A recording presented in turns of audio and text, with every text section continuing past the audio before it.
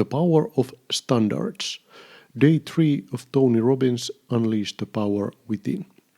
Dear Amelia Emberhart, I attended Tony Robbins Unleash the Power Within in September. In this letter I will cover the main takeaways of Day 3 of the 4-day event. As in our conversations on Day 1 and Day 2, some ideas might feel a bit out of context for now, but the bigger picture is already coming together. So, here we go. There is a truth that has been echoing through my mind today, simple but inescapable. I am responsible for my level of energy, both physical and emotional. Not the weather, not the world, not what happens around me, just me. Our minds are built for survival, scanning constantly for danger, for what could go wrong. It is a gift that keeps us safe, but also a trap that blinds us from beauty. The art of living, I am learning, is the art of returning to a beautiful state no matter what happens. To stop being a pawn of circumstance and to start playing as a creator, someone who always sees another move. Is there a purpose? The purpose of life is not to be happy all the time. It is to grow, to serve, to express what is within. Happiness, when it comes, is a byproduct of that purpose, never the target itself. I used to think people were needy. Now I see they are simply unfulfilled. When needs are met, the hunger softens. Fulfillment turns desperation into grace. And leadership, I am realizing, begins with self-leadership. Leaders are readers. The training never ends. Reading alone is not enough. Immersion, coaching, and continuous practice are what transform knowledge into identity. When it feels like nothing works, when every door seems locked, maybe I am not far away.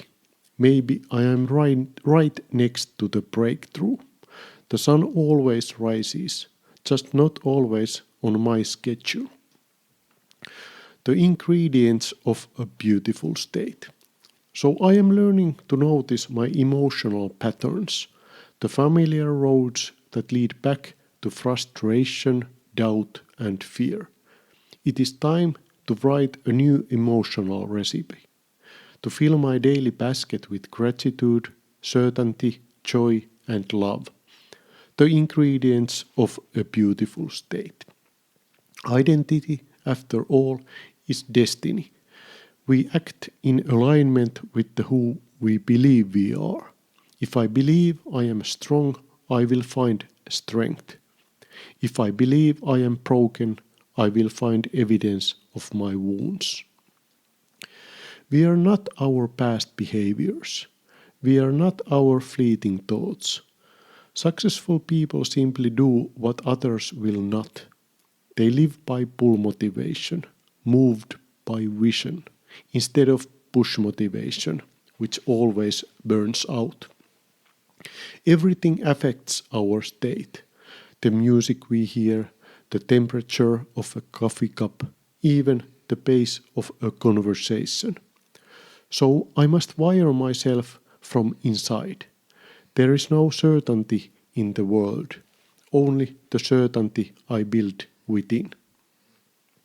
This moment is mine. Confidence does not follow competence. It precedes it. The moment I choose confidence, I begin to embody it. And that embodiment becomes real. This moment is mine. I own it. Even in small things, a meeting, a conversation, a quiet dinner at home, I can choose to rise into my dominant state. The version of me that stands tall, shoulders back, eyes forward with absolute certainty. A 2 centimeter shift in posture can turn defeat into determination. The secret to life. Raise your standards every day. Turn shoulds into musts. The easy path never satisfies. We do not get what we want. We get what we must have. It is not that good performance brings good rewards. Think about it. Poor performers get fired. Good ones survive. Excellent ones get just good rewards. Outstanding ones redefine what is possible. And we want to live at the edge of outstanding. I must. But the walls that protect us can also imprison us. Real change requires pain, the kind of that breaks the pattern. Avoiding pain moves us faster than chasing pleasure ever will. Change happens when we finally say, I must. Our beliefs and values shape everything. Our invisible compass pointing north or nowhere at all. Most of them are inherited. I am not enough. People only care about themselves. These are not truths. They are shields built to avoid disappointment, but they keep us small. When I choose to believe something new, the brain finds evidence to support it. Seek and you shall find. Beliefs create. Beliefs destroy. Choose carefully. Even words have power, but is the death of commitment. There is no time means I am not giving enough of me.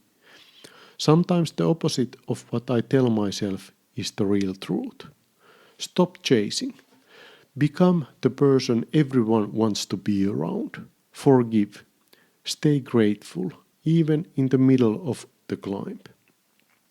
Remember the 12-year-old soul who believed everything was possible. I am the leader. I defy the odds. I set the new standards. Every day I choose this new life, or I lose it. True mastery. Average people try and quit, then build stories to explain why it was not their fault. Successful people anticipate. They see ahead. Repetition is the mother of mastery. Complexity is the enemy of execution. True mastery lives in 3 steps. 1. Model those who excel. 2. Immerse yourself completely. 3. Repeat until it becomes part of you. When I see reality clearly, I can forgive. When I forgive, I am free. And in freedom, I see that life was never happening to me. It was always happening for me. So, dear Amelia, if today feels heavy, if the light still hides behind the clouds, remember this. The sunrise is already on its way.